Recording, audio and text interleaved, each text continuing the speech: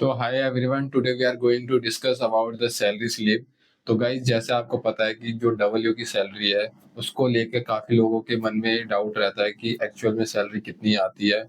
और जैसा आपको पता है कि जो डब्ल्यू की पोस्ट है ना, one of the highest grade pay job है इन एसएससी। काफ़ी दिनों के बाद चलते डब्ल्यू की वैकेंसी आई है। और मैं आपको बताऊंगा कि जो हमारे इन हैंड जो सैलरी आती है वो एक्चुअल में कितनी आती है। जो मार्केट में हाइप बन रही है या मार्केट में चीजें बताई जाती है कि 1 लाख रुपए सैलरी, 1.5 लाख रुपए सैलरी, क्या एक्चुअल में वो इतनी सैलरी है या नहीं है।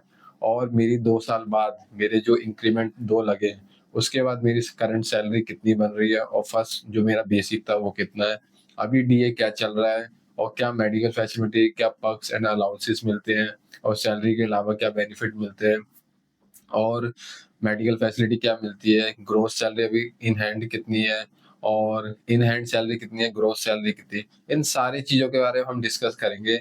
तो गाइस, एक हम्बल रिक्वेस्ट है आपसे, अगर आप वीडियो को देख रहे हो और आप चाहते हो कि आपके माइंड में कोई डाउट ना आ रहा है, तो कोशिश करो आप वीडियो को लास्ट तक देखो। क्योंकि अगर आप वीडियो को बीच में छोड़ के चले जाओगे या नहीं देखोगे, तो इससे क्या होगा कि आपके माइंड में डाउट रहेगा और वो डाउट क्लियर नहीं हो पाएगा। अगर आप वीडियो को लास्ट तक देखोगे, ऑलमोस्ट सारे डाउट आपके क्लियर हो जाएगा।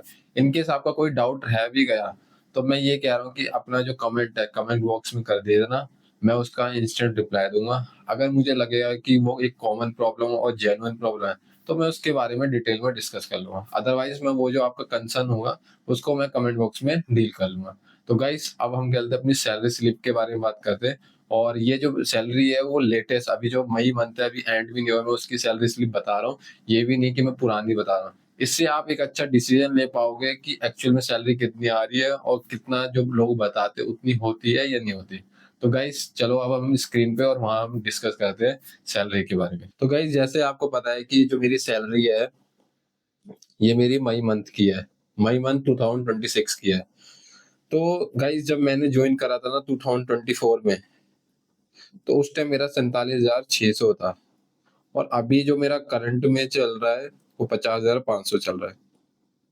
और बीच में जो आया था वो 49,000 था। तो आप ये कह सकते हो कि मेरा दूसरा इंक्रीमेंट लगा है, और दूसरे इंक्रीमेंट के बाद मेरी अभी सैलरी है। तो मैं आपको वन बाय, जैसे आपने देखा होगा कि यहाँ पर 50,500 है। और आपने देख लिया कि असिस्टेंट ऑडिट ऑफिसर है, राहुल कुमार मेरा नाम है, और लेवल पे की जॉब है। ये आपने देखा होगा, स्टार्टिंग 47,600 है। अब बात करते हैं कि अभी मेरा जो करंट में 27,000, सॉरी, 50,500 है। डीए जो अभी चल रहा है वो 60%, अभी यहाँ पे 30,300 है। क्योंकि आप 60% निकालोगे तो आपका 30,300 बन जाएगा। और जो एचआरए है, क्योंकि गाइस मैं कहते हैं वाई सिटी में पोस्टेड हूँ, तो जो वाई सिटी का जो एचआर है अभी 20% बन रहा है। और जो एक्स सिटी का एचआर है, आई थिंक वो 30% है। तो इस वजह से जो सैलरी में जो मेजर डिफरेंस आता है ना, एक्स सिटी और वाई सिटी का, वो इस वजह से ही डिफरेंस आता है। और इसलिए अगर 20% की बात करो तो मेरा 10,010 मेरा कहते हैं एचआर आ रहा है। टीपीटी अलाउंस होता है आपका ट्रैवलिंग अलाउंस, जैसे आप कहते हैं ऑफिस से घर या घर से ऑफिस जो आपको जाना होता है, उसके लिए जो अलाउंस मिलता है, वो क्या होता है, जो वाई सिटी का होता है वो 1800 होता है, ऑलमोस्ट कहते हैं एक्स सिटी का भी यही होता है। और आपका डीए का कहते हैं 60% लगता है। तो अगर आप कहते हैं 1800 डीए का 60% लगाओगे, तो आपका ऑलमोस्ट ऑलमोस्ट कहते हैं 2,880 बन जाएगा। तो इन सबको अगर मैं मिलाऊंगा, तो अभी मेरी जो करंट में जो ग्रोस सैलरी बन रही है, वो 93,780 रुपीज बन रही है। तो गाइज, ये एक्चुअल में सैलरी होती है, पर रियलिटी में सैलरी ये नहीं आती। हमारे जो डिपार्टमेंट में काफी डिडक्शन होती है, तो उसको लेकर हमारी सैलरी आती है। तो अभी थोड़ा हम डिस्कस कर लेते हैं कि क्या-क्या डिडक्शन होती है, अगर आप भी एज़ ए डबल या किसी दूसरे डिपार्टमेंट में जॉइन करोगे, तो आपके क्या-क्या डिडक्शन होने के चांस है। पहला, यहाँ पे आपका प्रोफेशनल टैक्स लगेगा। दूसरा, यहाँ पे सीजीएस, ये कोई फैसिलिटी देते हैं उसकी होती है। अब जो एनपीएस होता है, जो आपने देखा होगा, एक एनपीएस होता है, एक यूपीएस होता है। तो अब मेरा क्या बोलते हैं एनपीएस है, तो इसमें क्या होता है कि जो आपकी सैलरी होता है ना, 10% गवर्नमेंट खुद डिडक्ट कर लेती है, जो भी आपका बेसिक और डीए का। और 14% गवर्नमेंट खुद कंट्रीब्यूट करता है। तो अगर हम बात करें कि अगर एम्प्लॉय है, यानी कि हम गवर्नमेंट की बात करें, तो गवर्नमेंट हमारे अकाउंट में हर जो आपका मंथ है, उसमें आपको 11, अभी जो मैं करंट में 11,312 रुपए कहते हैं मेरे डिडक्ट हो रहे हैं। तो ऑलमोस्ट ये मान सकते हो कि मेरे एनपीएस में जो सेविंग है ऑलमोस्ट 19 या 20,000 के करीब मेरी सेविंग हो रही है। इनकम टैक्स अभी कट नहीं रहा क्योंकि आपको पता है कि अभी मैं उस स्लैब में नहीं आ रहा, क्योंकि 12,50,000 रुपए, तो इसलिए मेरा अभी इनकम टैक्स नहीं कट रहा। सीजीएचएस में आपको पता है कि जो हमारा मेडिकल फैसिलिटी मिलती है उसके लिए एक डिडक्शन छोटी अमाउंट काटते हैं, ताकि आपको कोई भी मेडिकल जो फैसिलिटी है वो आप कर सकते हैं। अगर आप कोई भी इम्पैनल हॉस्पिटल होते हैं उसमें जाकर अपने कोई भी प्रॉब्लम है, वहाँ जाकर आप अपना क्लेम कर सकते हैं बिल। तो इसके बाद अगर मैं मानूँ तो मेरे ऑलमोस्ट 8,990 का यहाँ पर डिडक्शन हो रही है।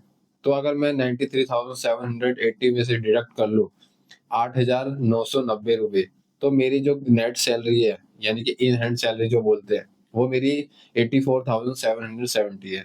तो ये मेरे इन हैंड में सैलरी आ रही है। कुछ होता है कि जो आपका जो होता है ना स्पोर्ट्स एक्टिविटी या एसोसिएशन, उसके अगर डिडक्शन होता है वो 20 रुपए कटता है। तो ये थी हमारी सैलरी के कंपोनेंट। और उसके बाद अगर मैं बात करूँ, अगर जो मेरा ग्रॉस सैलरी है, अब ग्रॉस सैलरी में जो 11,312 रुपए है, वो भी अगर मैं ऐड कर दूँ, क्योंकि गाइस देखो वो गवर्नमेंट ऑल्दो हमारे हाथ में अभी नहीं आ रहे, पर वो तो सेविंग है ना, तो गवर्नमेंट सेव हमारे अकाउंट में यू एनपीएस का जो अकाउंट होता है उसमें डाल रही है। तो अगर मैं दोनों को कंबाइन कर लूँ तो अभी जो मेरी ग्रॉस सैलरी है ना 1,05,099 है। अगर उसी में बात कर लूँ मेरी नेट सैलरी, तो नेट सैलरी में अगर मैं 11,312 रुपए ऐड कर दूँ, तो उस केस में मेरा जो सैलरी आएगी वो 89,082 रुपीज़। तो गाइस ये मेरी जो सैलरी है ना ग्रॉस सैलरी और ये नेट सैलरी। जैसा मैंने बताया कि मेरा सेकंड इंक्रीमेंट लग गया है, अब मेरा जनवरी में थर्ड इंक्रीमेंट लग जाएगा। तो गाइस अभी मेरे को 2.5 साल का समय हो गया है। और एक पर्सन का डाउट आया था कि सर जो आप बता रहे हैं कि 4 साल के बाद आपका एनएफयू लग जाता है, तो गाइस हाँ, 4 साल के बाद आप एनएफयू लग जाता है। आई थिंक उसके लिए आपको अपने डिपार्टमेंट में मेल करना होता है और वो अप्रूवल आ जाता है, तो आपको 4 साल के बाद आपका जो एनएफयू होता है ना वो आपका लग जाता है, और उसके अकॉर्डिंग आपके जो अलाउंस होते हैं वो चेंज हो जाते हैं। हम अब कुछ लोग कह रहे थे कि सर जैसे हम अब 2250 में बाहर जाएंगे, तो वहां तो हमारे ट्रेन में इसमें लगा है। तो गाइज जो आपका ट्रैवलिंग चार्जेस होता है ना वहाँ पर, जब आप अपने घर से या अपने ऑफिस से किसी दूसरे डिपार्टमेंट में ऑडिट करने के लिए आ जाओ, तो उसका आपको क्या कहते हैं जो कन्वेंस चार्जेस होता है, जो भी कन्वेंस लगता है, वो आपको अलग से क्लेम करते हैं, या तो आप सेकंड एसी का या आप बाय एयर से, तो वो तो किराया आपको अलग है। इसके अलावा जो 2250 है आपको मिलता है, उसमें भी 3 कंपोनेंट ऐड होते हैं। आपका एक तो होटल वाला पार्ट होता है, एक का आपका डेली अलाउंस होता है, या क्या, और एक आपका travelling allowance. Travelling allowance, daily allowance को कह सकते हो आपका फूड का। तो फूड का भी आपको मिलता है कि आप वहाँ जा रहे हो तो आप फूड के लिए, तो 2250 वो मिलता है। और इसके अलावा आप आप घर से वहाँ एयरपोर्ट या कहते हैं रेलवे स्टेशन तक, और रेलवे स्टेशन से अपने घर तक, उसका आपको अलग मिलता है, और वो पर डे का अलग होता है। तो ये सारी चार्जेस, ये सारी चीजें हमें मिलती है। और गाइस सैलरी के अलावा मैं आपको बता देता हूँ कि 2-3 चीजें हमें और मिलती है। जैसे आपका फर्स्ट चीज तो ये होती है कि आपको बैग अलाउंस मिलता है। आई थिंक हर 3 साल में आपको 5,000 समथिंग मिलता है, और 6 मंथ पे आपको 3,000 पे न्यूज़पेपर अलाउंस मिलता है। तो ये 2 अलाउंस अलग थे, और वो मैंने आपको बता दिया टीएडीए और सैलरी वाला पार्ट है। आप सोच समझ सकते हो कि आप इन सारी चीज़ों को मिलाओ तो एक हैंडसम अमाउंट हो जाती है, और एक अब आप अच्छी लाइफ सर्वाइव कर लेते हो। तो गाइस ये मैंने आपको क्लैरिटी बताई है कि एक्चुअल में सैलरी कितनी चल रही है। तो आपको आप अंदाजा लगा सकते हो, और आपको आप कहते हैं डे ड्रीमिंग जो करते हो ना, आप कहते हैं कि इतनी सैलरी होगी उतनी सैलरी होगी। मैंने आपको आज रियलिटी दिखा दी कि एक्चुअल में सैलरी क्या है। और सैलरी भी काफी पुरानी नहीं है, अभी मई मंथ की है, और मई मंथ अभी खत्म भी नहीं हुआ। मैं आपको मई मंथ की सैलरी स्लिप रिवील कर रहा हूँ, तो आप देख सकते हो कि एक्चुअल में सैलरी कितनी है। तो गाइस ऐसे ही बस अपना प्यार दिखाते रहो, और ऐसी वीडियो को देखते रहो। और कोई भी आपको डाउट है, कोई भी प्रॉब्लम है, प्लीज़ अपना कमेंट बॉक्स में कमेंट करो। मैं कोशिश कर रहा हूँ कि ऑलमोस्ट सबके रिप्लाई देने की। इन केस आपको मुझे लगता है कि कोई प्रॉब्लम जेन्युइन है और काफ़ी मतलब सीरियस वाली है, या मतलब काफ़ी लोगों के मन में ये डाउट है, तो मैं कोशिश करूँगा कि उस प्रॉब्लम के बारे में डिटेल में डिस्कस कर लूँगा। और गाइस नेक्स्ट वीडियो इसके बाद मैं आपको बताऊँगा कि एक्चुअल में डब्ल्यूओ की तैयारी हमें कैसे करनी चाहिए। अगर आप किसी में चाहते हो कि आपका इंटरेस्ट है कि किसी टॉपिक पे वीडियो चाहिए, तो कमेंट बॉक्स में आप फ्रीली कमेंट कर सकते हो, तो मैं उसके ऊपर वीडियो ज़रूर बना दूँगा। तो थैंक यू गाइस, मिलते हैं नेक्स्ट वीडियो में, और ऐसे अपनी मेहनत करते रहो, ऐसे लड़ते रहो, पढ़ाई करते रहो, आपको भी ज़रूर जॉब मिलेगी। तो थैंक यू गाइस।